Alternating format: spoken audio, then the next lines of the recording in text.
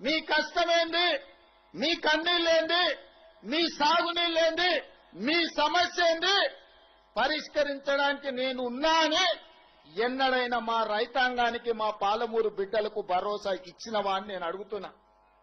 మిత్రులారా, ఇవాళ ఆయన తర్వాత ఆయన కొడుకు, ఆ తర్వాత ఆయన మనవడు రాజ్యాలు ఏలాలంట, మన దళితులు చెప్పులు కుట్టుకోవాలంట, మన ముదిరాజులు చేపలు పట్టుకోవాలంట, మన యాదవ్ సోదరులు గొర్రెలు కాసుకోవాలంట, బర్రెల్ని చూసుకోవాలంట. ఇవాళ మనమేమో గొర్రెలు, బర్రెలు, చేపలు, చెప్పులు కుట్టుకుంటే ఆయన కొడుకు, ఆయన మనవడు రాజ్యాలు వెళ్తాడంట.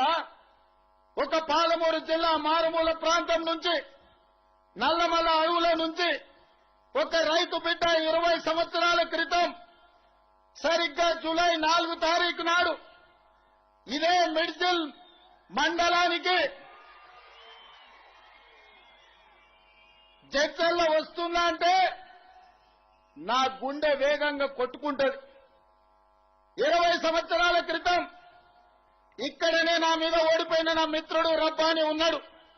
ఆనాడు రబ్బానీ మిడ్జిల్ నుంచి గెలిస్తే జిల్లా పరిషత్. Subscribe us and press the bell icon for more interesting updates.